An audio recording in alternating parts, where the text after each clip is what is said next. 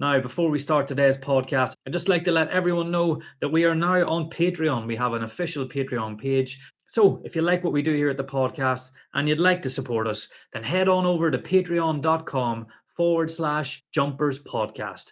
That's patreon.com/Jumpers Podcast.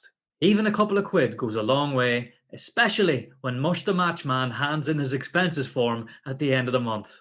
Now, on to today. Today we have a special 2000-2001 Champions League issue for you. We start our historical journey in July 2000, a month that saw off-the-course cheat Tiger Woods become the youngest player ever at just 24 to win all 4 major golf titles at the British Open. And on-the-course cheat Lance Armstrong picked up the yellow jacket by winning the Tour de France. On the European football stage, Real Madrid would look to defend their Champions League crown, but face tough competition from Bayern Munich, Valencia, and Leeds United. Mush the Matchman is live from Elland Road with an unbelievable game between Leeds and Lazio, and David O'Leary shows up in Brucey's bathroom. All this, and we have a special Champions League quiz. So, let's get going. Silvestri tries a clip ball into the channel, blocked by the Hungarian Sabiscus. He was starving for that. Tweedybird Silvestri with the throw into Beckham, who's deep on the left here. Surely he should be out on the right. Beckham, time to find that 19-man York. He turns Mr. Kimball, looks up, sees Sheringham, plays it into him. Oh, Teddy, what a touch! A backheel into the box. Scholes is in on the end of it. Keep it a beat. Goal for United at the Arnold Schwarzenegger Arena. Teddy's touch was a total recall. Scholes was a predator. Strumgratz commando at the back.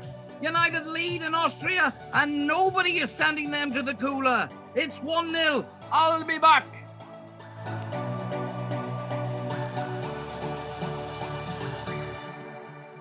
These next two men love a game on the foosball table. They have both competed in foosball tournaments all over the house. Mush the Matchman is a particularly skillful foosball player, finally putting those chocolate wrists to good use. Dan has been known to lose the plot on the foosball table and once threw his own table against the wall after the table refused to play a 5 at the back.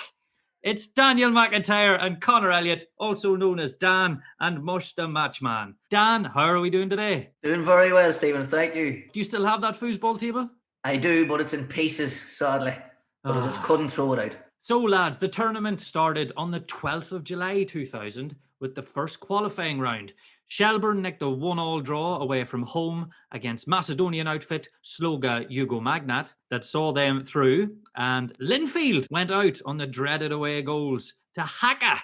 No, not the All Blacks dancing in front of them. Haka, the Finnish football champions. It was a very busy start to the tournament in July. Dan, what were you busy doing in the summer of 2000? Oh, foam party, Stephen. Went to my first foam party. Messy affair, red eyes, football training the next morning. Another regrettable but enjoyable occasion. Was it worth the money? Absolutely. Mush, you look like you've got another retro jersey on for us this week. Is that an official 2000-2001 Champions League shirt? It is indeed, Stephen. The kit I'm wearing is the Lazio home kit from the 2000 and 2001 season. A light blue colour with a navy spiral design down the sleeves.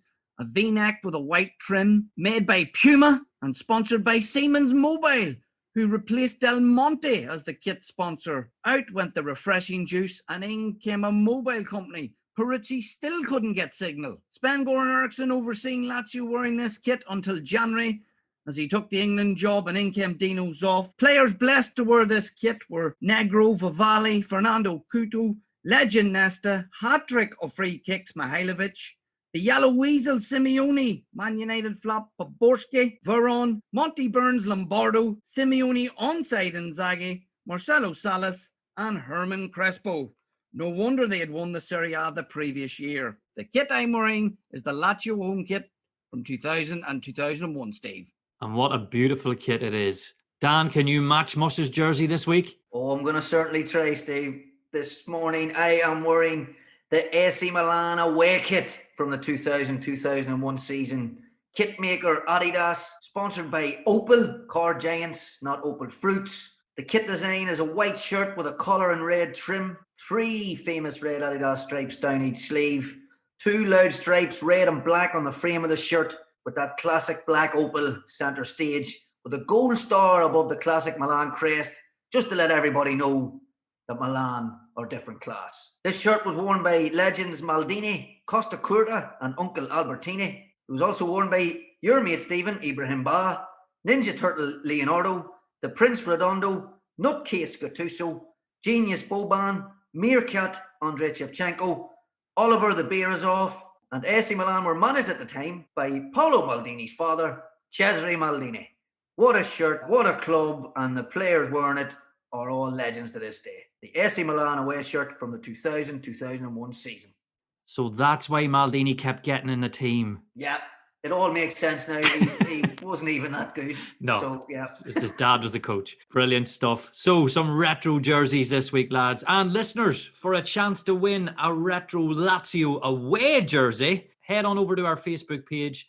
Just search for @JumpersPodcast and enter our latest competition. Our jersey is kindly provided by our friends at Wholesale Sports Jerseys. For all your new and retro sports jerseys, head on over to wholesalesportsjerseys.fwscart.com. That's wholesalesportsjerseys.fwscart.com. So for all the teams competing in the Champions League 2000 and 2001, it was a very busy summer as players were recruited to try and get them to the promised land of Champions League glory. Now we look back at the transfer business for those teams competing in the Champions League.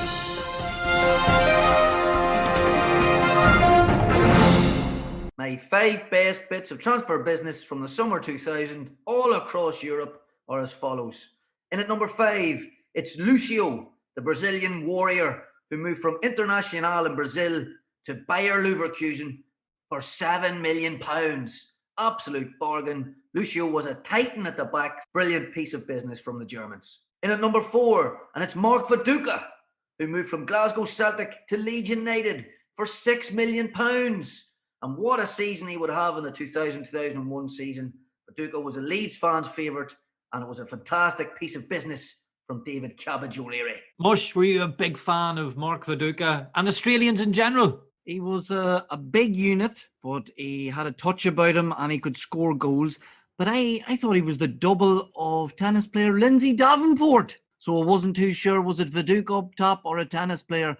Either way, he served up a lot of goals for Leeds. And then at number 3, it's little Brazilian maestro Janinho Pernambucano, who moved from Vasco da Gama to Lyon on a free transfer. What a bit of business this was from Lyon. He would go on to captain the club and score I don't know how many free kicks throughout his career, also represent his country. He was an excellent player and a great bit of business here. And then at number 2, it's Pablo Aimar, who moved from River Plate to Valencia for £13 million. Little Aimar moved to Valencia replacing Claudio Lopez, who had been sold to Lazio for £20 million, brought in to add that creativity in the Valencia midfield, supporting John Carew in attack. And he'd done exactly that, having a great 2000-2001 campaign and a very successful Valencia career. And then at number 1, it's Musketeer Robert Perez, who moved from Marseille to Arsenal for £6 million. Yes, Arsene Wenger added another Frenchman to his ranks by bringing in Perez, and what a success story he was, replacing Marc Overmars, who had been sold to Barcelona for £25 million this summer. A great bit of business again from Wenger, really making the most of the transfer funds he was given, and Perez was an excellent player and a delight to watch. Did Bobby have the va-va-voom to get you going on the pitch? He did. He did look like D'Artagnan, but a beautiful player, beautiful man, great addition to Wenger's side. I always have that memory, though, of the penalty flop that him and Henry did, you know, where he put his studs over the ball. Yeah. That always stands out in my head, but a great addition to Arsenal, El D'Artagnan. With every transfer window, there's always a flop or two. Mush, you've taken a look at the worst bits of business of this window for these Champions League teams. Who makes your top 5? Yes, Steve. In at number 5 is Fabian Carine, £7 million to Juventus, purchased as backup for Buffon. Well, in 4 years at the old lady, he never filled the bags in Serie A once. Was mainly used as Coppa Italia keeper. Still £7 million to warm the bench. Buffon never lost any sleep. He was sold Inter Milan in 2004. In part exchange, Juventus got Cannavaro. Not a bad bit of business. But for a goalkeeper, he did score 4 goals in his career. Number 4, Fernando Redondo. £11 million from Real Madrid to AC Milan. After 6 successful years where he won La Liga and the Champions League, Redondo had established himself as one of the top midfielders in world football. Sold, but Redondo had stated he was not involved in the transfer discussions and wanted to stay in Madrid. Even Madrid supporters protested outside the Bernabeu. An injury hit time at Milan. He only played 16 times in 4 years. He did, however, agree to suspend his salary while he was injured and even offered to return the house and car Milan board had gave him. Not often a South American footballer isn't such a merchant. This isn't only one of the worst bits of business, the transfer window. It's one of the saddest bits of transfer business. Real Madrid, great. I think he won most valuable player in the Champions League the year before. Madrid just made some mad decisions transfer-wise around this time. Oh, it just goes to show even Madrid had to balance the books, I suppose, and they just brought in Luis Figo, but to get rid of Redondo, who was an excellent player, an excellent professional, that Madrid changing room would have looked up to him. Who can forget him in the Champions League campaign the year previously, skinning Henning Berg down the left flank in Real Madrid's game against Manchester United. He was, as you say, the MVP. Another baffling bit of business for Real Madrid. I would highly doubt Redondo was on mega bucks either, and he didn't want to leave the club, which is even more baffling. And just so unlucky then when he moves to another great European side that he gets injured and sort of lost the rest of his prime there, sadly. So yeah, very sad story. Number 3, Alfonso Perez. From Real Betis to Barcelona for €16.5 million. A Spanish international who appeared at Euro 96 and the 98 World Cup. He'd scored over 50 goals for Real Betis and was given the number 7 jersey at the Camp Nou. But he just could not adjust to life there. 2 goals in 1 season. He was loaned out to Marseille the following season, and then he finally went back to his beloved Betis the season after that. Championship manager fans may remember him from 97-98 season, as he was a fine player in that game. Number 2, Roque Jr. £10 million from Palermo to AC Milan. This man, I think personally, stole a career for a living. Just ask Leeds United fans. His first season he helped AC finish 6th in the league, and he couldn't even help them qualify out of their Champions League group. 44 appearances in 4 years for Milan. They had enough of his clumsy, unreliable ways, and he was loaned out to Leeds, where in 7 games he received 4 yellow cards, 1 red card, 6 defeats, and a part of a backline that conceded 24 goals. Yes, Roque did win the World Cup, but there's always a token thief in every squad. He was Scolari's pet, as he'd played under him in Brazil. Plus, Brazil played him beside Lucio, and with 2 holding men to protect him in front of him. Plus, that Brazil side had Rivaldo, Ronaldinho, and Ronaldo. Roque Jr., are you a con man? Oh, never rated him, never will. How he won a World Cup and a Champions League is beyond me. Horrible bit of business. And my number 1 is Nicolas Anelka, £22 million from Real Madrid to PSG. Well, he failed to settle at Madrid, so back to the club where it all started out. Fresh off winning the Euros with a fantastic French team, this deal was financed by Canal+, the French TV channel, who own Paris Saint-Germain, and Nike, who sponsored them as well. They funded most of his wages. The big tick involved in more dodgy player dealings. 10 goals and 39 appearances in the French league helped PSG finish bottom of their Champions League group and 9th in the table. Anelka clashed with head coach Luis Fernandez. He was loaned out to Liverpool. And that concludes my worst bit of transfer business. Dan, do you think Anelka was misunderstood here, or was he a serious problem player? I would say that, he was a genius, and clubs probably should have made a bit more room for him, but not misunderstood in terms of some of his transfer dealings. He let his brothers get involved there, and much the matchman saying there about Canal Plus and Nike sort of doing the deal. It just stinks, and no wonder he couldn't settle when he had all these all these people and companies controlling his career from the outside. Probably should have stayed at Arsenal. He only gives Madrid one season. This is Real Madrid. You've just won the Champions League. You need to give it a go. And then Paris Saint-Germain, he's clearly got the hump. He doesn't want to be there again, and he doesn't do the business. Bottom of the Champions League group, mid-table finish in League One. Terrible, and I think he just needed to get away from certain people, certain businesses, and settle down. Dan has looked back now at the teams that didn't qualify and the teams who flattered to deceive in the group stages. Thank you, Stephen. And I'm going to start from the third qualifying round, the final round to get into the Champions League proper. And the shock of the round has to be Inter Milan losing 1-0 on aggregate to Little Helsingborg. Leeds got past a sticky tie with 1860 Munich, only lodgers compared to Bayern Munich in Germany, winning 3-1 on aggregate.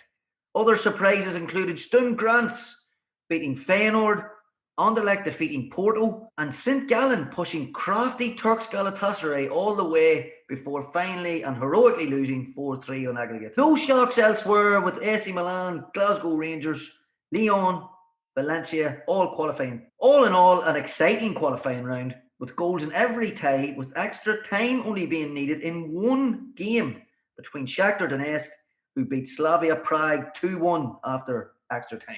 But again, I have to go back, and I still can't get over to this day how Helsingborg kept 2 clean sheets against Inter Milan and beat them 1-0 across 2 legs. This is an Inter Milan team with 16 strikers on their books. The most dominant group stage teams were Arsenal and Lazio, who finished both with 12 points in Group B.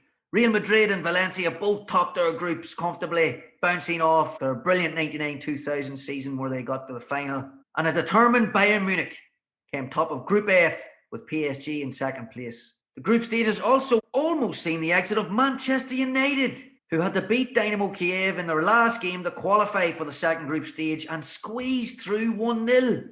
This would lead to Roy Keane calling out the Manchester United fans and accusing some of them of eating prawn sandwiches rather than supporting the team. The first group stage seen great individual performances from Pauletta, Luis Figo, Pavel Nedved, Thierry Henry, Andrei Shevchenko, Alan Smith, Giovanni Elber, Gaisca Mendieta, and Dutch destroyer Roy Mackay, just to name a few.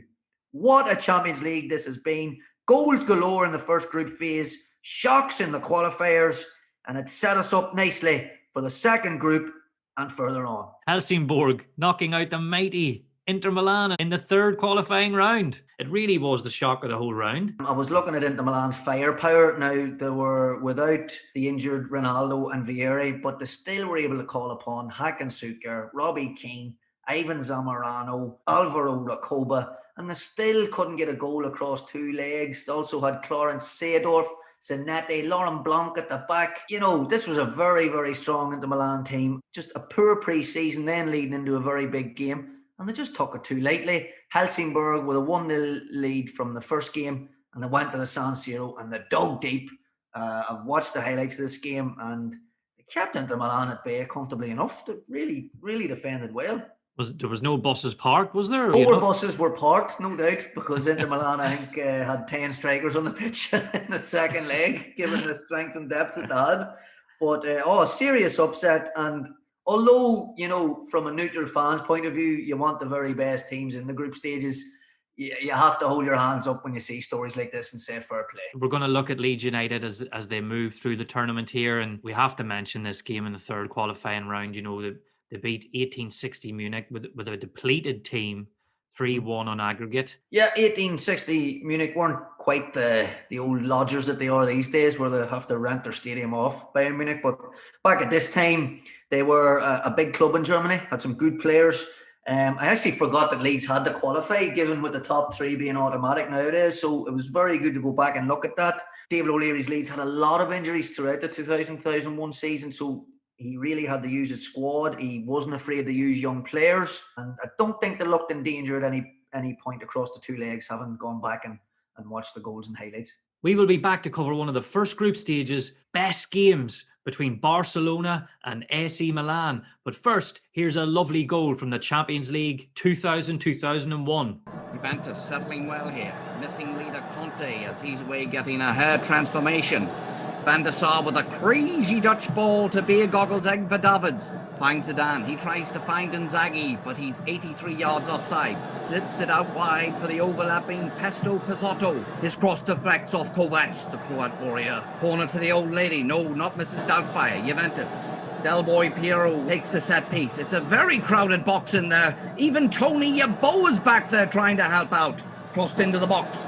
Tudor rises high above it. Oh, goal! His header powers past Bott in the goals. No, not Nicky. Tudor runs and he runs. Will you stop and celebrate with your teammates? It's Hamburg 0, Juventus 1. Dan O'Mac took a look at the Spanish giants Barcelona against one of his favourite Italian gelatos, AC Milan. Dan, what happened between these two powerhouses in the first group stage of the Champions League? Thank you, Stephen. And an excellent game we got to witness here at a packed San Siro. Both teams giving it a good attacking rattle. Even AC Milan, who you would think would have sat back a bit more, but Barcelona came as well in full flow, ready to attack the very experienced Milan defence. AC Milan would line up with Christian Abbiati in goals, Paolo Maldini, Alessandro Costa Curta, Roque Jr. and Francesco Coco at the back. A midfield three of Uncle Albertini, Gennaro Gattuso and Massimo Ambrosini, and a front three of Andrei Shevchenko, new signing Jose Marie, and Oliver Bierhoff. Barcelona would land also with a 4-3-3 with Richard Dutrial in goals, Abelardo, Puyol, Philip Cocu and Sergi at the back, Xavi, Luis Enrique and Emmanuel Petit in midfield for Barcelona, with a front three of little Portuguese winger Simão, Rivaldo and Alfonso. Barcelona started the better and carried more attacking threat than Milan, with Rivaldo in inspired form, and he fired a lovely free kick past Abbiati on 19 minutes, one of those ones that fooled the wall. Nowadays you would see a man behind the wall, but not on this night. The wall jumped, the ball went through with power, and Abbiati dived way too late. This would only serve to inspire AC Milan, as they quickly woke up to catch Barcelona having a power nap across a 7-minute spell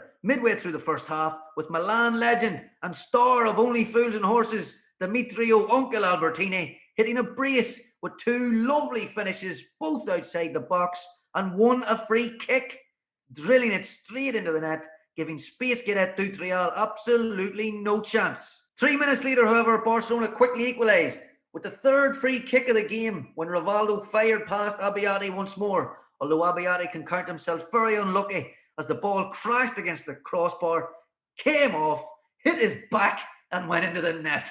Rivaldo didn't even celebrate. He was slightly embarrassed. However, you'll take everything you can get at the San Siro. This unbelievable first half was still not over when Paolo Maldini swung in a dangerous cross for summer signing Jose Marie to slot past the hapless Dutrial to give AC Milan a 3-2 half-time lead. What a game of football. The second half resumed with both Abbiati and Dutrial smoking their half-time pancakes in the hope to not concede any more goals.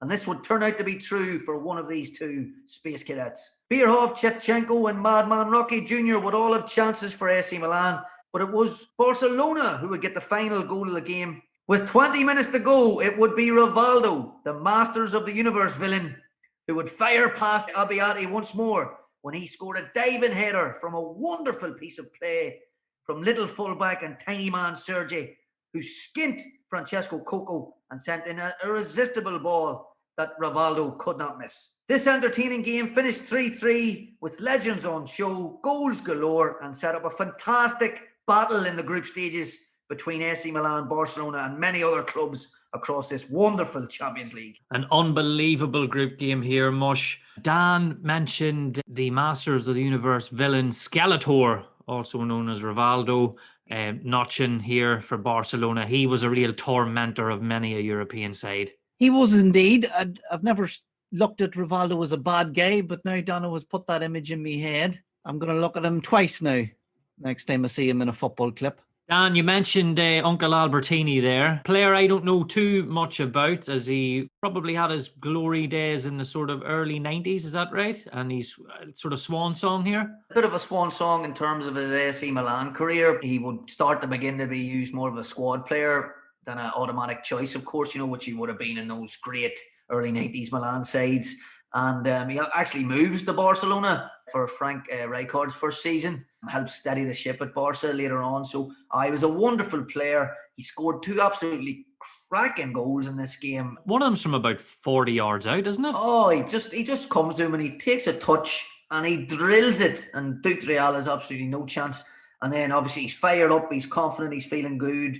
And he scores a lovely free kick then, better than Rivaldo's 2 free kicks as well in terms of the style and finish. He had a brilliant game on the night, and he was a lovely player to watch, a very cool midfielder, got about well, sort of an old throwback, a box-to-box man, could score goals, could defend, and a great engine. Mush, this Barcelona side, do you think it was a side in transition? After the sale of Figo to bitter rivals Madrid, probably one of the most controversial transfers of all time. Starting to turn the corner. A lot of Dutch influence in there, Dan. He was gutted to see De Boer go to Rangers. The spine was there. You could see that they were starting to pair. They still had, Kluivert up top, Rivaldo. Starting to get there. There was a very young Xavi included in the team here. The Barcelona fans weren't the biggest fans of Xavi starting out, Dan. No, they weren't. Didn't see where he would fit into the team, and he was booed a few times as well, which was very, very harsh on a young player. But he was shifted about a lot in his early days. Van Gaal was a big fan of his, but he would be playing right back, he would be playing right midfield,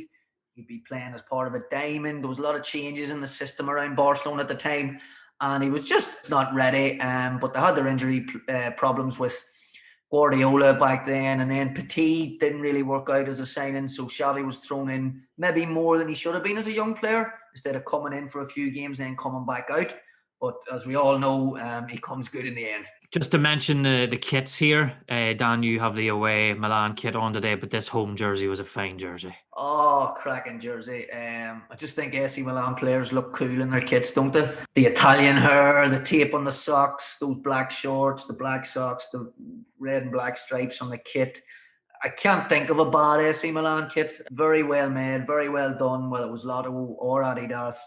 And they always look the business going out there on the field. And Mush, what did you make of this Barcelona? I don't know if it's their second or third strip, but this sort of silver tinfoil. I'm sure they weren't actually wearing tinfoil. A nicer Barcelona away kit considered to previous years, where sometimes I've looked at them and I swear I'm looking at a pack of ice lollies. They've had some outrageous colours. The silver kit suited Rivaldo's bad gay tag. It's match of the week. Bloody hell. Hello and welcome to Match of the Week. It's all over at Elland Road between Leeds and Lazio. What has happened? Mush the Matchman. Yes, Steve. Elland Road has been treated to a 6-goal feast. No, not the multi-pack of lollies and this so-called dead rubber. Well, the only dead rubber was the flat tyre on the bicycle that Peter Ridsdale used to cycle to the ground, as he's too tight to spend his own money on a vehicle. No doubt he will claim mileage for his tour of Yorkshire. I was thinking pre-kick-off I had pulled the short straw, being sent to a game with nothing on the line, so I packed 2 flasks of tea, a packet of toffee pops, and the latest edition of Shoot magazine. Well, how bloody wrong was I? Egg on my face. No, that's Peter Brackley, who's sitting a few metres away from me, and he has inhaled his egg and onion sandwich. A 3-3 draw Leeds and Lazio have dished out. Clean sheets are overrated. With Leeds already qualified and couldn't win the group, mathematically impossible. David O'Leary wearing a suit, looks to be from Burton's. Who's purchased this for him? Well, this is the year 2001 and Leeds enjoy spending money, and Ridsdale has treated his manager. No doubt it's on the tick. Well, O'Leary decided to rotate his team. Allen kissed the badge, I'll never leave. Smith and Eric Baca, both not risks, as they're only one booking away from missing the quarter-final first leg. Wise move, O'Leary. Rio, Crayola, Tip, Ferdinand not in the squad, and Decor and Batty both on the bench. Still no Lucas Radibi. He's injured, but the Chief has been seen diving around his back garden as he enjoys being a keeper. Income rare starts for Alan Maybury and Jacob Burns, no relation to Monty Burns, and also a start for Jason Wilcox. Still, there was talent, experience, and international connections in this Leeds United side. Irish fullbacks, Ian, how do you mend a broken heart? And Gary, 6-pack of Kellys. Harry Kuehl the Jewel and Mark Viduka were also in the side, and at the heart of Leeds' defence was M&M. No, not the Peanuts, despite their head shapes. It's Mills and Mario, looking like a young Phil and Grant. Lazio, already eliminated, have left a lot of big players at home. Varane, Nesta, Poborski, the Yellow Weasel Simeone, and Lombardo. Mind you, Lombardo may have been too old to travel. With Lazio playing Juventus this weekend, Dito's off, who replaced horny Swedes Sven-Goran Eriksson, who has took the England job. It's coming home, has decided to have a cigar and a pancake and plays whatever happens, it happens 11. Still no Brucey, as he has a broken finger suffered from bowling with Francesco Toldo and Giles Grimaldi. The white feather Ravanelli handed a rare start. The first effort of the game fell to inform Lee GBH Bowyer after good work. The ball was worked to Viduka, a man who looks like Lindsay Davenport. Well, he served up Bowyer, who smashed the ball over the bar. Was it a bad effort? Yes. Did he try to hit a fan in row W? Maybe. Lazio then had their first chance of the game, and they took it. Nedved was roaming, giving Wilcox the cold sweats and left him on his bottom. He played a 1-2 down the left, crossed with an invite for Tipex head Ravanelli to score one of the easiest headers in his career, including his time at Middlesbrough. Question marks over M&M Peanuts at the back. Leeds 0, Lazio 1 after 21 minutes. But it didn't take long for Leeds to respond. Harry Kuehl, the Jewel, tried a cross. It was blocked, but the ball bounced back to the ex-home and away star, and he passed with a diving header to Bowyer, who was surely too wide out to hit a shot. Well, young Lee curled the ball over the keeper and into the net. Was it a cross? Who knows? A fine goal from a fine young player. His 6th Champions League goal of this campaign. If only Lee could tidy up his off-field antics. Leeds won, Lazio won. Only a minute later, Leeds were undone by a long diagonal ball. Ravanelli, the white feather, felt the bad breath of Matteo on his shoulder, and he hit the deck on the 18-yard line, which actually matches Ravanelli's hair. The ref pointed to the spot, a cheap foul, and surely was outside the box. Up stepped Mihailovic, a man whose left foot is insured for the same amount a mob boss would put a hit on you after you'd missed a payment. Left boot, goal! Robinson, no chance. Nigel Martin on the Leeds bench, fuming. Leeds 1, Lazio 2. Ian, how do you fix a broken heart? Whipped a creamy 99 of a corner in, met by the head of Bowyer, straight at the Lazio keeper. Ian, owner of a lonely heart, then whipped in another 99 with an extra flake on it. Wilcox connected with a lovely volley from 7 yards out to hit it into the bottom corner of the net. Lazio had Castroman standing on the post. I'd rather the Scatman on the post. As Wilcox's strike went through his legs. Shut them. Leeds 2, Lazio 2. In the second half, Leeds were pushing for the winner like Ridsdale would push through a transfer. They won a free kick and that beautiful left peg of Ian. How do you mend a broken heart? He whipped out the sand wedge. He digged the ball into Viduka. And Mark Davenport served up Wilcox, who tried his luck again. But this time, his shot hit the back of Baruni. Leeds really on top now. What did O'Leary give these players at half-time? I hear shirt sponsor Strongbow provided each player with a free pint, only for Leeds legend Lee Sharp to down them all. Gary Dependable Kelly, enjoying his more advanced role on the right wing, fired in a cross. Bowyer tried to connect with a Mark Hughes-type volley, but he failed miserably. Bowyer everywhere tonight on the pitch. Finally, Leeds broke Lazio. Ian, my heart will go on. His 20th set piece of the game, a cracking delivery, was met by the nut of Viduka, who aced it into the net. Leeds 3, Lazio 2. Was this to be game, set, and the match? A young Hackworth came on for Leeds and hacked a cross in for Kuehl. Kuehl the Jewel, he headed it straight at the keeper. Kuehl wearing long sleeve and gloves, a questionable attire this evening. Leeds then had Paul Chocolate Wrist Robinson to keep them in the game as Mihailovic's free kick, which deflected off Bowyer, was tipped wide. But deep into injury time, Lazio won a free kick. Mihailovic stepped up and a fine, burling, curling effort hit the net. Paul Robinson, no chance. The full-time whistle ended in a Bobby Dazzler of a game. 6 goals, Bowyer everywhere. Viduka is a unit. M&M Peanuts at the back. And Ian broke my heart. Has a wand of a left foot. The Serie A champions have bigger fish to fry on Saturday as they play Juventus. Leeds' great campaign continues. Who will they get in the quarter-final draw? David O'Leary's lads go to the Valley at the weekend. It's finished here. Leeds United 3, Lazio 3. Back to you in the studio, Steve. Thank you, Mush. You thought you were going to have an easy night tonight with Leeds already qualifying, but my God, you've had a great time at Elland Road. This one was supposed to be a dead rubber. Oh, what a game of football. Two squads just going at it. Lazio, well, out. Leeds going through. Just all 22 players said, you know what? We're going to have a game tonight. We're going to go for it. We're going to go at each other. We're going to entertain the crowd. And that's exactly what we got. Brilliant game. Some mad selections here by David O'Leary with Danny Mills and Dominic Matteo, the centre-half pairing. If you've seen that before the game, would you have thought, oh, no? Oh, definitely, particularly Mills in there, you know, moving from right back to centre back. I wouldn't have thought he'd have been able to play there. Matteo, he played a wide range of roles for Leeds United that season. He played left midfield, he played holding man, he played left back, and here he is tonight playing centre back. He was a good squad signing for David O'Leary for a few years. If it was Ravanelli, I'd have been rubbing my hands, certainly, thinking I was going to get a goal or two on the night. The Irish conveyor belt of fine fullbacks continued here with Ian Hart and his lovely necklace.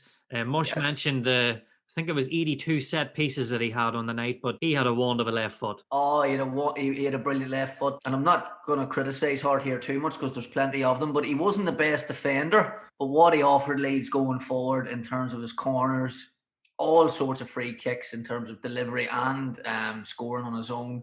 And he also was their penalty taker for a long period of time as well. Brilliant fullback, did really well for Leeds. His uncle played right back as well, Gary Kelly. So the family links there with Leeds as well. Ireland at that time, I mean, they had Hart, Irwin, Kelly, Carr, Finnan. You know, they could have had a team of brilliant fullbacks. Unbelievable. Lee Bowyer putting his stamp on the tournament yet again. He was a real Rolls Royce here in the Champions League. Something that too many fans might not appreciate, how good he was at getting about the pitch and how good he was at passing. He was as fit as a fiddle, and for my money at that time, I would say outside of David Beckham, he was England's best bet for a right midfielder because of the form he was in. He scored 6 goals in the Champions League this season. His effort alone carried Leeds in a couple of games when they were really struggling for injuries. He played in the middle of the park some nights. He played obviously in his natural position, right midfield. On this night again, he's impressing. He just keeps going. You know what I mean? He keeps going for Leeds, and he brought a bit of balance with, you know, Viduka wouldn't have been the hardest worker. Kuhl was allowed to be the creative spark and have a bit of a free role. So they really needed Bowyer's industry as well as his skill. Lazio brought a depleted squad. I'm not sure how he made it onto the pitch, but Ravanelli rolled back the years. Unbelievable. He moves back to Lazio. Ravanelli had a few mad moves in the later stages of his career, but to see him on the pitch would have been a surprise, given the firepower that Lazio had. You know, that Salas and Claudio Lopez this season too. Things hadn't worked out, and I think he probably played because he had Premier League experience, you know, and it was kind of a bit of a reward from the Lazio management to say, look, here, we're out. Brucey can do the business. He's done the business in England before. We're going to give him a game tonight. And fair play to him, gets his goal. And he was a very good striker and deserved his goal on the night. I thought he played really well. Leeds comfortably through here then. Were you a fan? There's obviously 2 group stages here, so there's probably a lot of dead games. Obviously, this one ended up being a bit of an exhibition and a cracker. Were you a fan of these 2 group stages? No, I wasn't a fan of the 2 group stages. It should have been what it is now, just 1 group stage and then straight in the knockout. What the second group stage did bring was exposure to a lot of clubs across Europe. You know, you have the likes of Sturm Graz who got into the second group phase, Anderlecht. It gave them great exposure, great financial clout to hang with the big boys, even if it was only for a short period of time. This was a fantastic game, obviously, but there was a lot of games that didn't count as the years would have gone on with the second group stage, you know, after sort of 4 or 5 games. The second group phase didn't last too long. It lasted 4 seasons, so I think that tells its own story. Those against the walls. This week's Balls Against the Wall quiz is sponsored by the ball that Raul punched past Nigel Martin in Real Madrid's game v Leeds in the 2001 Champions League season. Raul felt so bad about the goal after the game that he decided to give the ball to Big Nigel as a way of apology. Oh, what a ball. Welcome to the Balls Against the Wall quiz, the quiz where I pit Dan against Mush to see who has the best football knowledge. We've got a real tie on our hands now. It's 4-2 to Dan, so Mush is slowly working his way back. Today, lads, the quiz is a Champions League 2000-2001 special, and before we go any further, we need some player buzzers. And this week, the player buzzers are the names of players who scored in this year's Champions League. Dan, what is your player buzzer? Smith. I presume that's Alan. There wasn't any other Smith who No, scored. only Alan Smith. Yeah. Only the one Smith. Brilliant. Mush, what is your player buzzer? Ravanelli! Oh, the Silver Fox gets a mention. Love it. As ever, lads, we have a Champions League great coming back to keep the scores for us. It's Ua Cantona. Hello, Eric. Great to have you back, Eric. Did you enjoy the Champions League? I am Cantona. Oh, excellent, Eric. Good to hear. The winner of this week's quiz will get a copy of the number 2 in the album charts from this week. So it's not just one song, it's a whole plethora of songs. And you'll be glad to know it's the greatest hits of one of Dan's favourites, Mick Hucknall, Simply Red. Oh, love Mick Hucknall. I'm going to need this album. You will know when the quiz is over when you hear this noise. Absolute load of nonsense. Absolute load of nonsense. Question 1. Who was the manager of Bayern Munich? Smith. Yes, Dan. Otmar Hitzfeld. Correct. What sports brand made the kits for Valencia? Smith. Yes, Dan. Nike. Correct. In the first group stage, Milan and Leeds topped Group H. Who were dumped into the UEFA Cup in Group H? Smith. Ravanelli! Yes, Dan. Besiktas. Incorrect. Oh. Mush. Barcelona. Correct. Lee Bowyer scored 6 goals in the tournament. Which other English player also scored 6 goals? Ravanelli! I think Dan just. Paul Scholes. Correct. Where did the Champions League final take place? Smith. Yes, Dan. The San Siro. Correct. Who managed Real Madrid? Smith. Yes, Dan. Vincent Del Bosque. Correct. Oh. Who sponsored the shirts of Manchester United? Ravanelli! Yes, Mush. Vodafone. Correct. Which Valencia striker made the most appearances in the competition? Smith. Yes, Dan. John Carew. Correct. With 17 appearances. Whoa. Which Juventus star received a 5-game ban for headbutting an opponent in the first group stage? Ravanelli. Whoa. Yes, Mush. Trezeguet. Incorrect. Dan. Tudor at the back. Incorrect. It was someone who went on to headbutt somebody else later on. Zidane. Zinedine Zidane. Zidane. Jeez, he loved the headbutt. He had previous. Where did Lazio play their home games? Ravanelli. Yes, Mush. Stadio dell'Alpe. Incorrect. Dan. Pass. Oh, can't come to me. It's the Stadio Olimpico. Oh, Jesus. Might have punched myself in the face. Who was Lazio's top scorer in the competition with 5 goals? Smith. Ravanelli. Yes, Dan. Crespo. Incorrect. Mush. Claudio Lopez. Correct. Absolute load of nonsense. Absolute load of nonsense. Let's go over to Ua with the scores. What are the scores, Eric? Tonnerre, toi, Dan, 8. It's 8-3 to Dan, an absolute stormer from our very own football encyclopedia. Dan, are you happy? I'm absolutely over the moon. Win the quiz is always nice, but to win the Simply Red Greatest Hits is an absolute treat. And I'm off to the fairground now this evening, lads.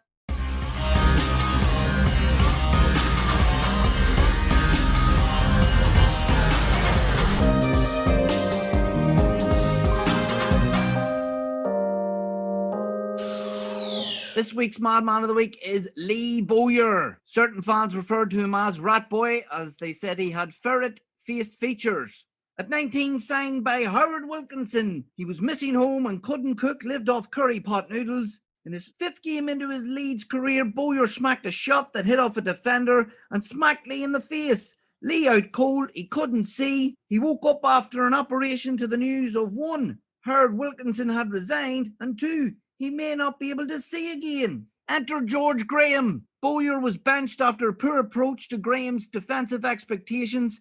Even though he was coming off the bench and scoring, George wanted to instill discipline into Bowyer's game, a quality Lee would swallow up and spit back out.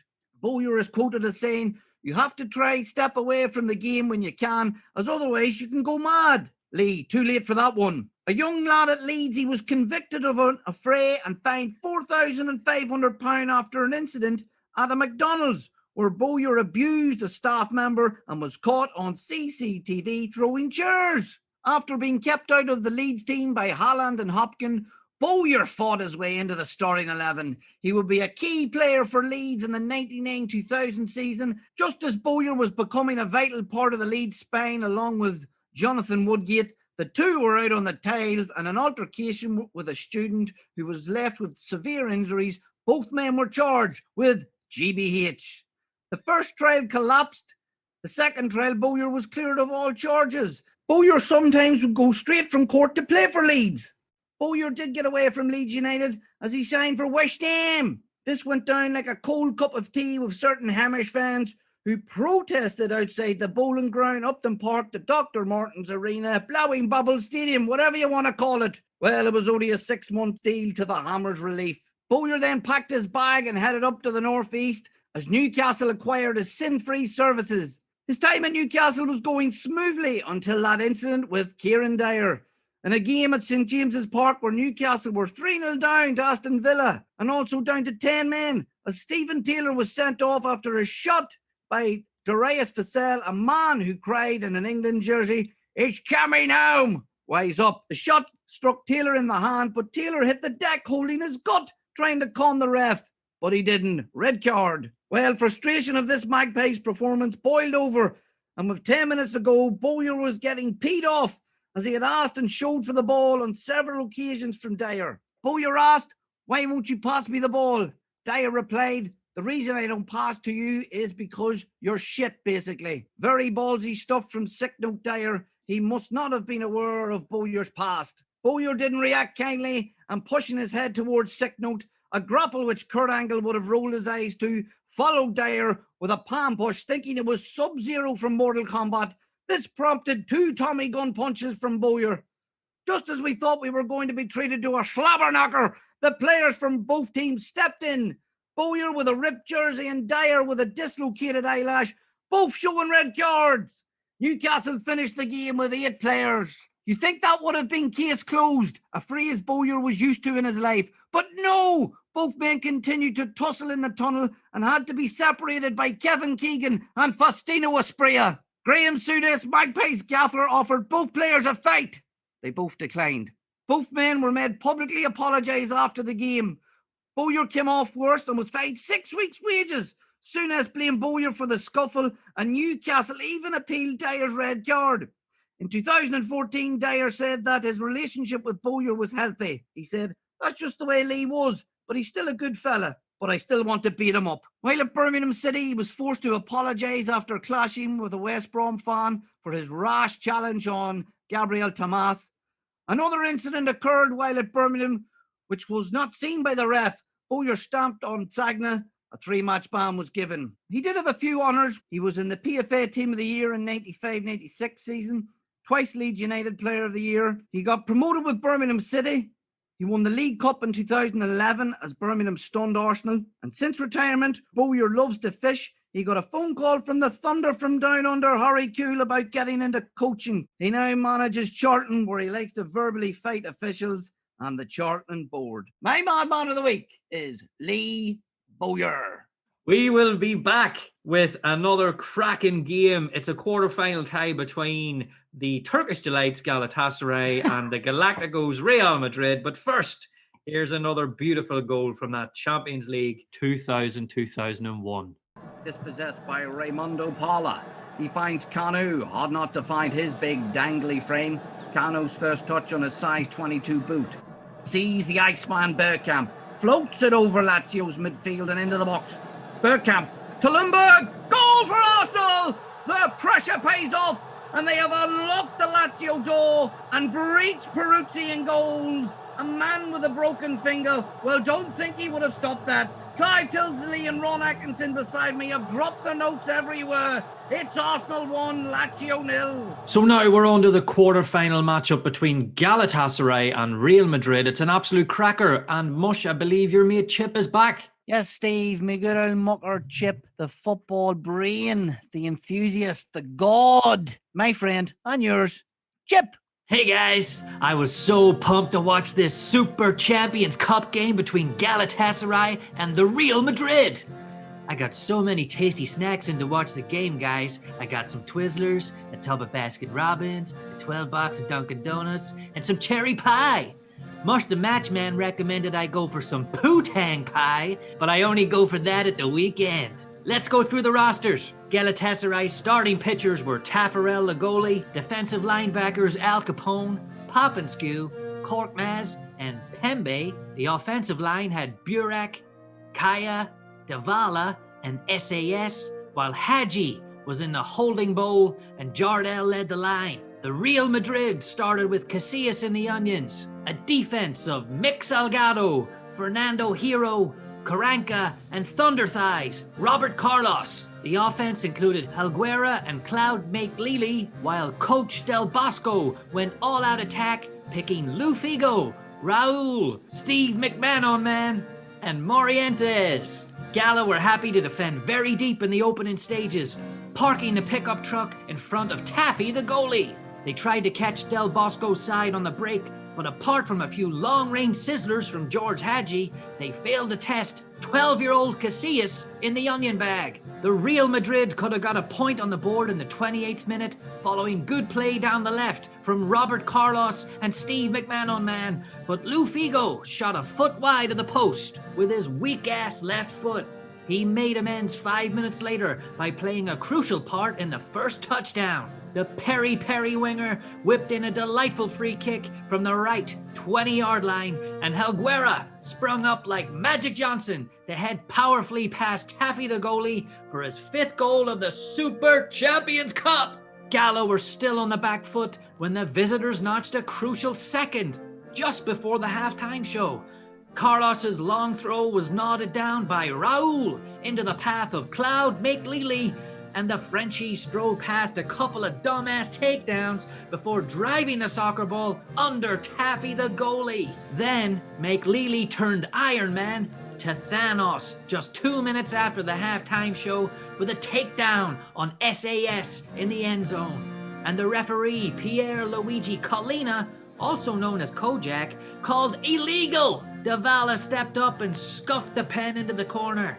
Taffy the goalie had no chance, mainly because he uses a walking stick. The home team poured forward. Samba guy Jardel came close with 2 headers before SAS sent the Turkish crowd into mayhem with a deserved equalization. Replacement player Fatih Akyel raced down the right before squaring the ball to SAS, who slam dunked the soccer ball low past a high school student, Iker Casillas.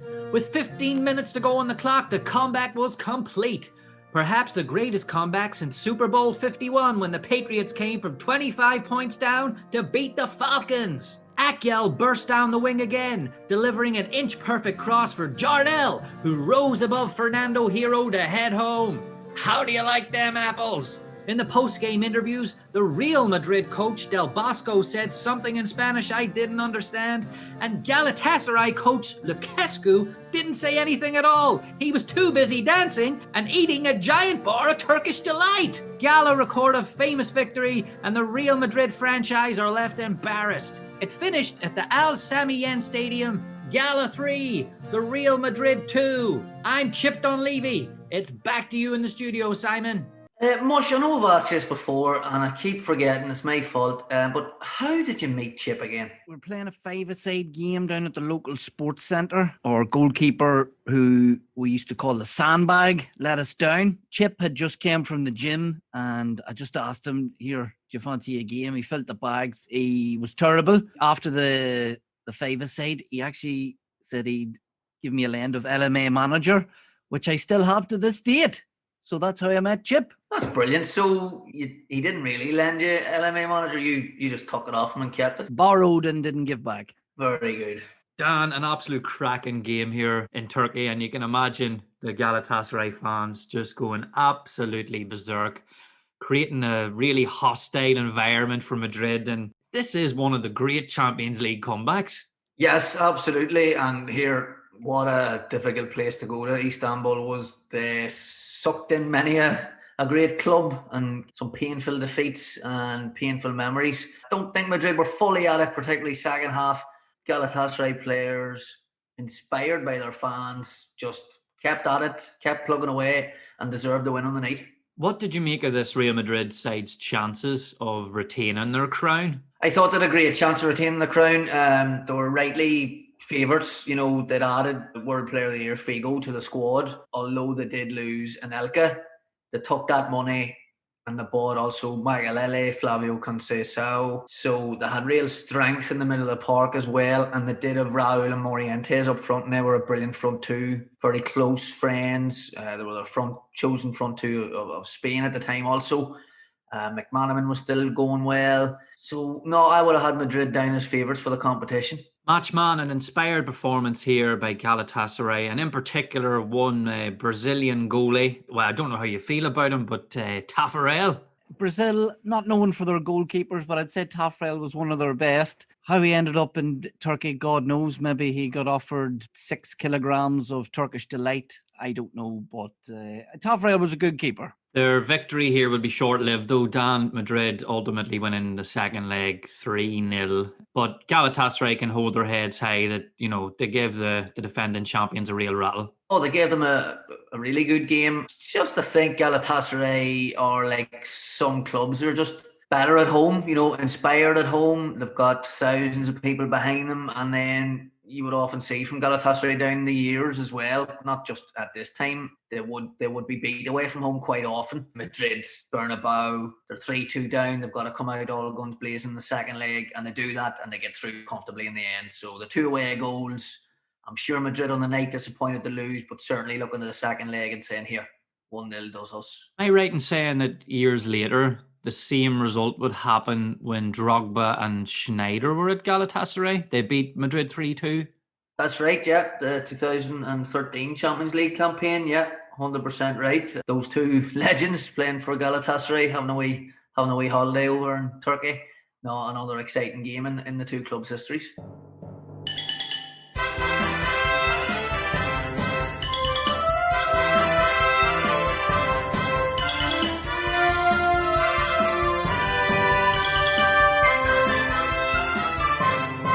This week's Maverick of the Week is Portuguese maestro Luis Figo, and what a player he was. Luis's early career started with Sporting Lisbon in Portugal, where he made his league debut in the 1989-90 season, winning his first international cap within just 1 year, alongside fellow Portugal Golden Generation members João Pinto and Rui Costa. Luis was catching the eye of many clubs across Europe, and it wasn't going to be too long before he would be poached from Lisbon. But this was very controversial, as Figo signed for 2 Italian giants in the summer of 1995, when he put pen to paper for both Parma and Juventus. This resulted in a 2-year Italian transfer ban for Figo and kept him at Lisbon, although not for much longer, as the mighty Barcelona would snap Figo up for the bargain bucket price of £2.25 million. It was at Barcelona that Figo's career would really take off, when he won the 1997 Cup Winners' Cup in Sir Bobby Robson's famous Barcelona team, alongside Ronaldo, Ivan de la Peña, Nadal and Guardiola. Figo would captain Barcelona on many occasions and helped them win back-to-back titles in 1998 and 1999, where he formed a lethal front 3 with Rivaldo and Patrick Kluivert, and was held in legendary status by Barcelona fans worldwide. This would all turn sour, however, in July 2000, when Figo made the quite unbelievable move of joining Real Madrid in a world record €62 million fee. To add salt to Barcelona's wounds, Figo would go on and win the Ballon d'Or in 2000, largely due to how he played in a Barcelona shirt the previous season. His first visit to the new camp was a disaster, as Figo was pelted with coins, pigs' heads, bottles, mobile phones and even knives. Somehow Figo was able to get through it, winning both admiration from Real Madrid players and teammates alike, with Ivan Campo commenting, "I don't know how Luis did that tonight. That man has balls." Figo spent 5 wonderful seasons with Real Madrid, winning everything in sight and playing alongside greats Ronaldo, Raul, Hierro, Beckham, Zidane, Guti, Michel Salgado and Roberto Carlos. Figo would finally get his wish to play in Italy in the summer of 2005 when he joined Inter Milan on a free transfer. And at the end of the 2008-2009 season, legend Javier Zanetti would give Luis Figo the honour of captaining Inter Milan in his last game for their Serie A title lift. Luis also had a wonderful Portugal career, having played in Euro 96, Euro 2000, World Cup 2002, Euro 2004, World Cup 2006, reaching 2 semi-finals and coming within a whisker of delivering victory on home soil at Euro 2004, with Portugal just missing out in the final, losing to Greece 1-0. His honours read as follows: club games 792 with 136 goals. For his country, 127 caps with 32 goals. He won 4 La Ligas, 2 Copa del Reys, 1 Super Copa, 1 Champions League, 1 Cup Winners' Cup, 2 UEFA Super Cups, 1 Intercontinental Cup, 4 Serie A's, 1 Coppa Italia, 6 Portugal Player of the Years, 1 FIFA World Player of the Year, 1 Ballon d'Or. And an interesting stat for Figo is he's second in the all-time La Liga assist list behind the fantastic Lionel Messi. He was a fantastic dribbler, a scorer of wonderful goals, a creator of goals, and will be well remembered by football fans for years to come. My maverick of the week this week is Luis Figo. Big Brucey's bedtime bath, nice and warm, full of suds, a scented candle, a rubber duck. In the bath, Brucey don't give up, dreams of passes to be. Dreams of passes to be. Okay, Dan, I've got the story ready.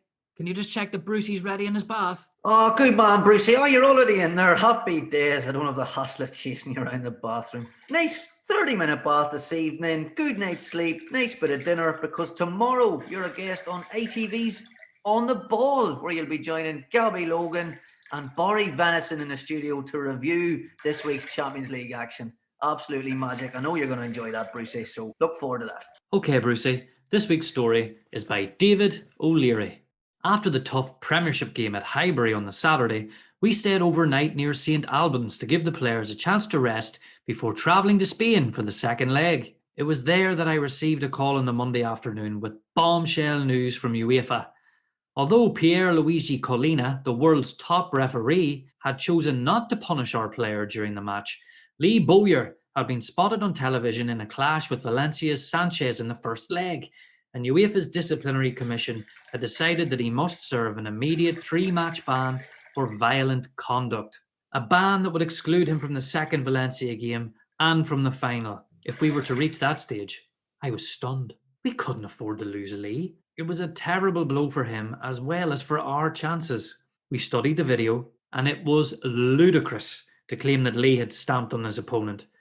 The Valencia player had fallen underneath him, and the only genuine contact was when Bowyer accidentally trod on the Spaniard because he couldn't avoid him. We started well against Valencia, but the warning signs were there after just 3 minutes when Nigel Martin was called on to make a good save from Mendieta. They took the lead after just 16 minutes with a goal from that man Sanchez that was clearly a handball. If he wasn't quite as blatant as Real Madrid's Raul had been a few weeks earlier, there was no doubt that the Valencia forward had used his arm to deflect a driven cross from skipper Mendieta, the blonde Spaniard who was inspirational to the home side as he made his 300th appearance for the club. We battled on, and at half-time I told the lads that realistically nothing had changed.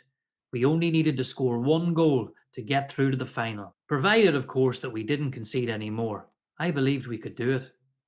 But we went out in the second half and just fell to pieces. We gave away a poor goal immediately after the interval, and then let in a third in the 52nd minute.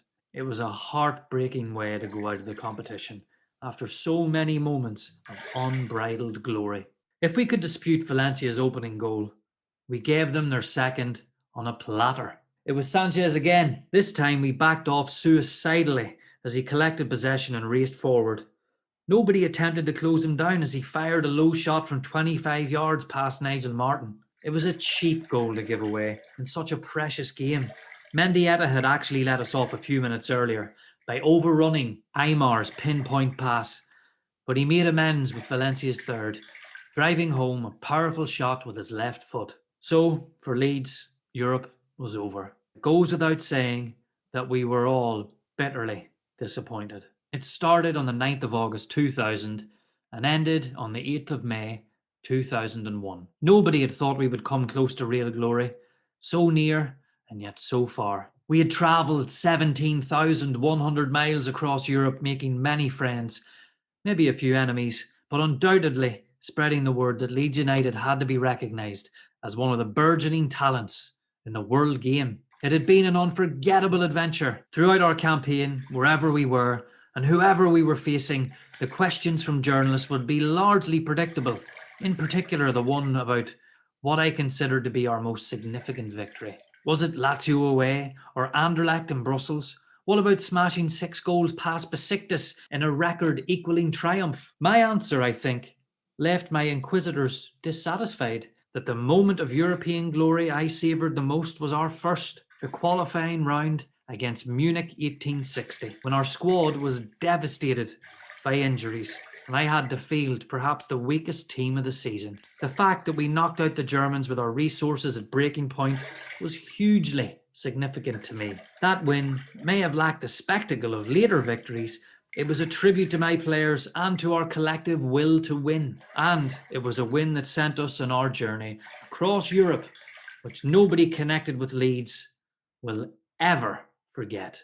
Did you enjoy that, Brucey? Good. Now get to bed. Big day tomorrow with Barry Venison. Don't touch his mullet. Good night, Brucey. Sleep tight. And don't let Gary Pallister bite.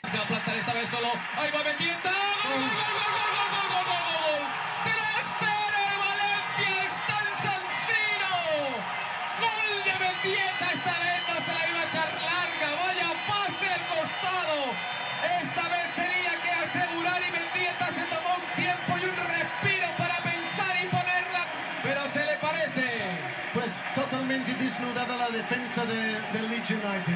So Leeds United ultimately fall at the semi-final stage after a hard-fought 0-0 draw at Elland Road. They come up short away to Valencia and lost 3-0 in the end. Dan, Leeds United were proud to go out at the semi-final stage. Absolutely. They had been the Premier League's best representatives this season, with Manchester United and Arsenal falling short. And Leeds, I think, they got to a stage with their injuries that season. The squad was really, really stretched, and they had a fantastic night in the quarterfinals in their home leg when they thumped Deportivo La Coruña 3-0. The second leg, Leeds lost 2-0, so they squeezed through.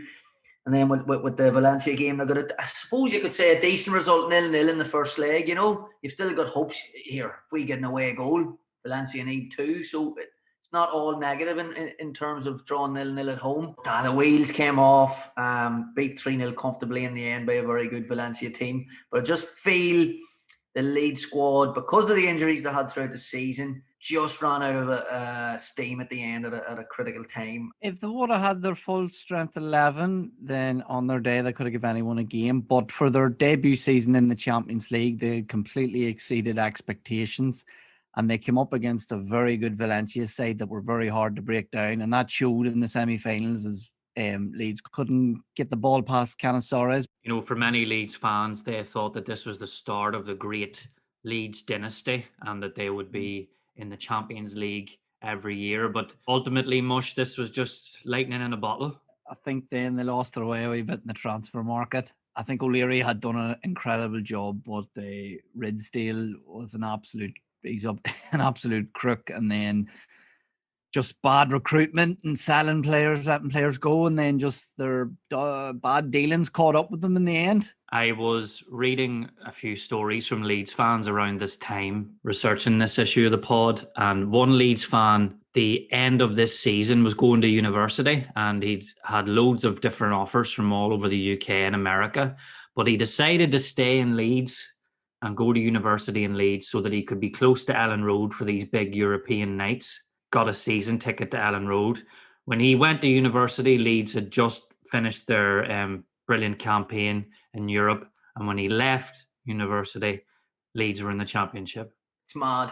Really is crazy. I mean, I'm sure Leeds United will come up again. All things around this story. But Mush touched on it there, and some of the wages they were paying at the time for players that ended up not delivering was criminal. I can understand Peter Ridsdale wanting the best for the club in terms of staying in the Champions League, but I think he wanted everything at once. He wanted to be possibly winning the Champions League, winning the Premier League, he was trying to catch the best clubs in Europe. He can be applauded for that, but you have to do things the right way. He didn't, and it cost the club dearly. You say they're lightning in a bottle, but that is true. They weren't to get to the Champions League again, and really they should have. I mean, for me, what he should have done there, given that Elland Road wasn't one of the biggest stadiums either, you take in all the finances and you say, you know what? You say to David O'Leary, you say, you know what? Let's just concentrate on being a top 3 to 4 club.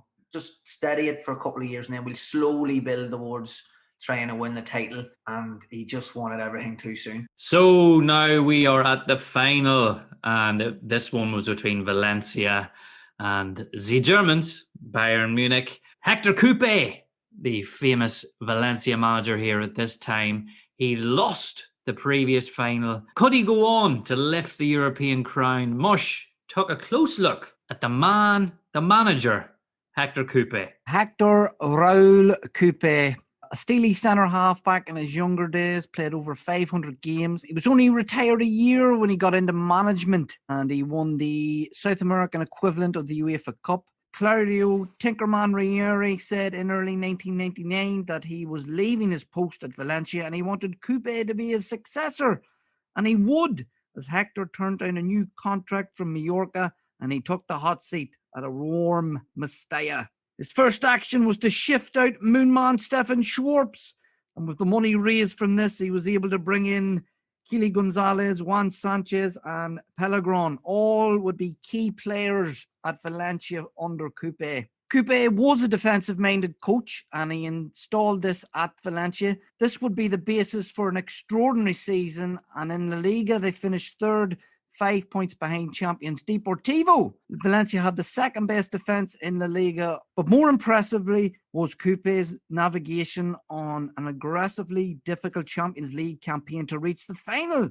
A very impressive first year for Coupe, and a lot was built on his rock back line, but Mendieta in midfield, he was their top scorer, and he pulled the strings with Claudio Lopez up top, always a threat. But just as they thought Valencia would kick on, they sold 3 key players, Lopez, Gerard and Holding Manfrers, raising 60 million euros in funds. A lot of this was used to invest in the squad and add numbers. Pablo Aymar, Jean Carew, Ayala, Vicente and experienced Deschamps all came in. The defensive core was still there, and with the great addition of Ayala, Valencia had to get the campaign going via the qualifiers. Hector then guided them past their first group, topping it over Lyon and only conceding 4 goals.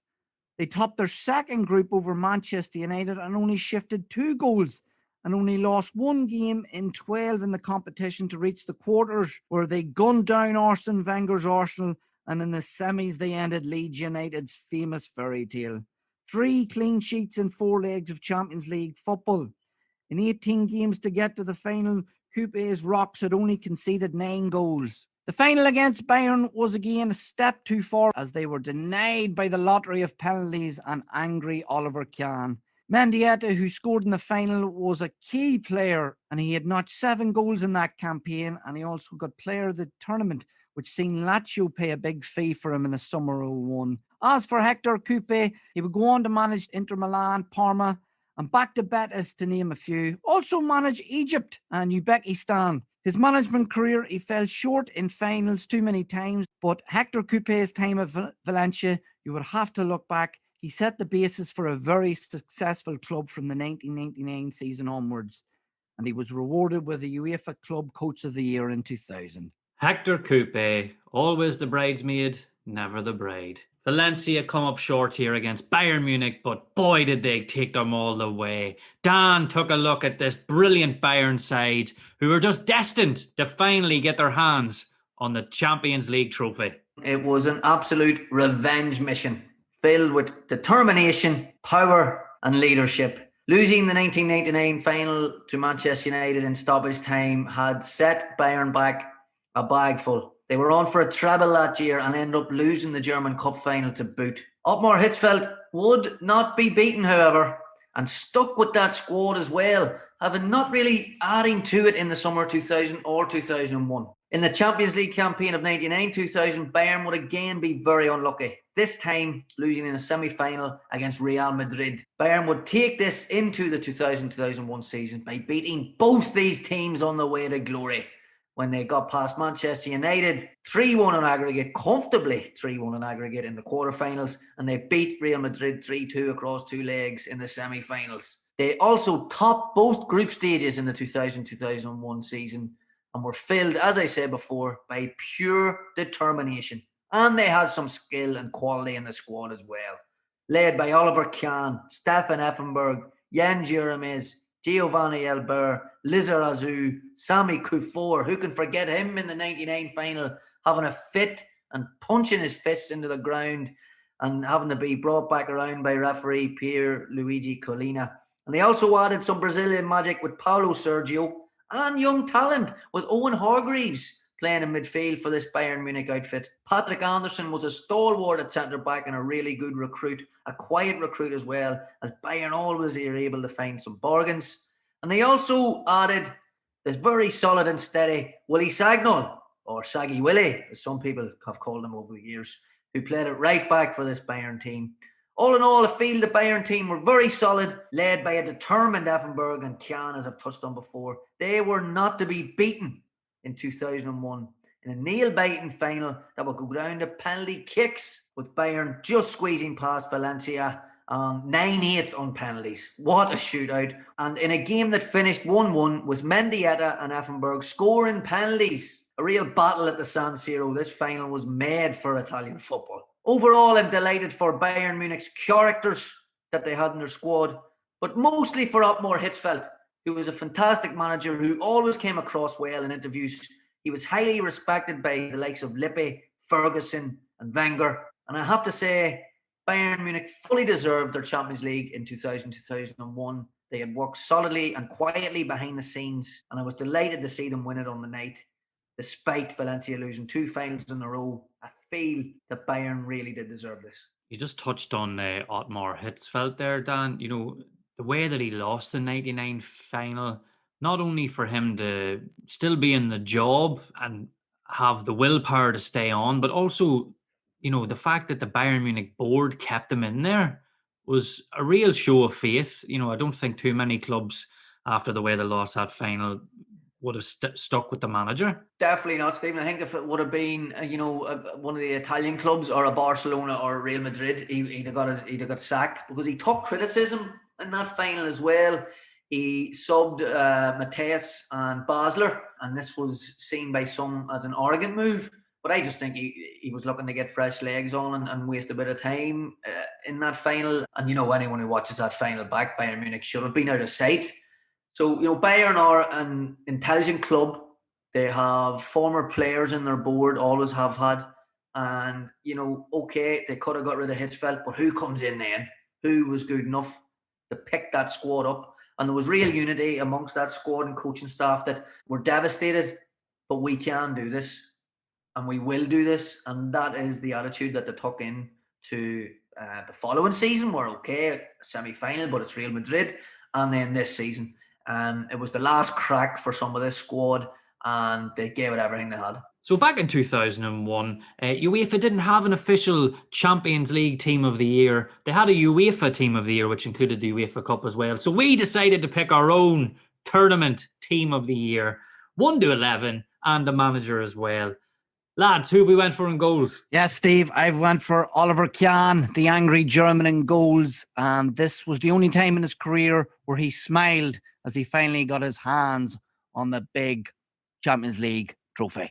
Right back. At right back, it's Willie Sagnol, who had a very solid season for Bayern Munich, which ended in Big Willie getting his hands on big ears. At centre back, I went for Patrick Anderson, another Bayern Munich stalwart for this season, helping Oliver Kahn to 7 clean sheets throughout the tournament, an unbelievable stat considering the teams that they played. Who's our other centre-back? It's Roberto Ayala, a 4.5 million signing from AC Milan for Valencia, and what a warrior he was. Led the line for Valencia and a superb centre-half. At left-back, It's Roberto Carlos, probably one of the best left backs of all time because he had the biggest legs in football of all time. and right midfield. It's the madman of the week. It's Lee Bowyer, who had a fantastic Champions League campaign in 2000-2001, scoring 6 goals and digging deep for Leeds. At centre midfield, I've went for a real rogue man in life, a real bad guy, but a brilliant player, Stefan Effenberg.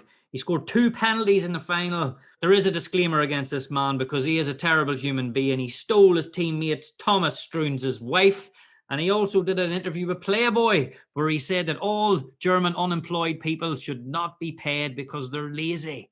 Who's our other centre midfielder? It's Mendieta, a driving force for Valencia that season. He could score goals and make them, and even scored in the final. Our left midfield, I went for our maverick of the week. I did have Keely Gonzalez in there, but I just couldn't look past Luis Figo, and Dan gave me a nudge and said, come on, 8 assists in the tournament. So Luis Figo is in there on the left wing. Who's our strikers? Our first striker is the top goal scorer of the 2000-2001 Champions League, and what a Champions League career he had. It's Raul, straight in there. And who's his partner up front? It broke me heart to put him in there, but the stats don't lie. It's Elber. He helped Bayern win the competition with 6 goals that season. Mind you, there is debate over 3 of them as he was clearly offside. He must be a good friend of Filippo Inzaghi. And our manager of the year has to be Ottmar Hitzfeld. I'm going to steal a phrase here from Ian Dowie. Bounce back ability. The way he bounced back after that 99 final to then come full circle and win it is unbelievable. And that is our Champions League 2000-2001 team of the tournament.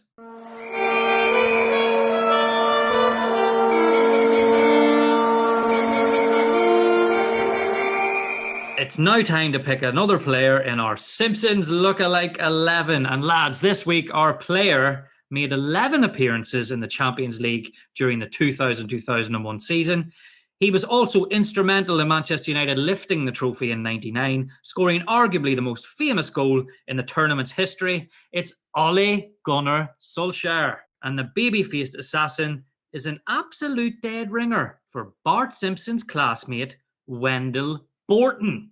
Wendell is an albino lad in Miss Gabroppel's 4th grade and is best known for his weak constitution.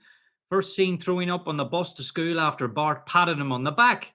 This is very similar to Ole Gunnar Solskjaer, who is also known to be a puker. He most notably threw up the first time he saw Harry Maguire in training, and then again when he saw how much David De Gea was getting paid every week. He is going to bang in the goals for us, and he's going to get on the end of those Freddie Quimby knockdowns. So going straight into the team, not on the bench. He was a super sub, but he's in our starting 11. Ole Gunnar Solskjaer, also known as Wendell Borton. Great pick, Steve. Delighted with that. I can see it now. Dix with a sliding tackle. Good old Kearney at the back. Feeds it to Monty Burns with a lovely cross into Freddie Quimby, who flicks it on for Wendell at the back post. I can see it now. The team's starting to take shape. We have a front 2. It will not be beaten. Mush, what do you make of Wendell up front? I know he's an albino puker. Well, hopefully he doesn't get sick on the pitch. A great addition, Steve. Also, he can play wide right. You know, even 10 ago, we could put him out right. And also a nice Scandinavian touch. And he's also played with McBean, Schmeichel. Yes, he has. Yeah, think about it. Think about it. Dan, I think that's your door. Go and get that. Oh, I'll get it now. Who is it? Oh, it's Postman Pat Rice. Good to see you, Pat. How's the form? Not too bad. How are you, Daniel? The very best, Pat. Always brighter for seeing you. Ah, thank you very much. Hey. Have any stats for us, Pat? Did you know that Marcus Gale signed for Rangers for £1 million? Yes, he was very loyal to Wimbledon, and even after they got relegated, he still played in the old championship. Come January time, I think he had enough, and he packed his wee bags and he went up to Glasgow. But he only played 4 times for Rangers. Everyone forgets that the ex-Crazy Gang member played for Rangers. Maybe Rangers was too crazy for the Crazy Gang member. Jeez, maybe. Do you not have to get back to work there? Oh, jeez, you're just right. Hey, this sack's not going to empty itself. Right, gotta go, lads. See you later, Pat. Oh, what's that letter you've got there, Dan? Yes, Steve, it's a letter from Mark Judge. He's wrote to us telling us a great story about the Leeds United v Lazio game that we've just covered. And Mark has told us that his father and brother and uncle were at the Leeds United v Lazio game. His dad rang Mark just so Mark could listen to the atmosphere at Elland Road and just how buzzing the crowd was. And when Mark's dad told him that Mihailovic was standing over a free kick, Mark replied by simply saying, "Dad, he's going to score this free kick." And he scored it. So there you go. A great bit of trivia and a nice wee story from the game that we've just covered. And Mark has also sent us through the match programme from that night. So big thank you to Mark for sending us through that information. Really good to look back at. And I can only imagine the programmes that Leeds United fans have from this time. Brilliant stuff, Mark. If only they had in-play betting then, you would have been a millionaire. So that is it for this week's pod, our special edition of the Champions League 2000-2001 season. But don't worry, we're back next week and things return to normal.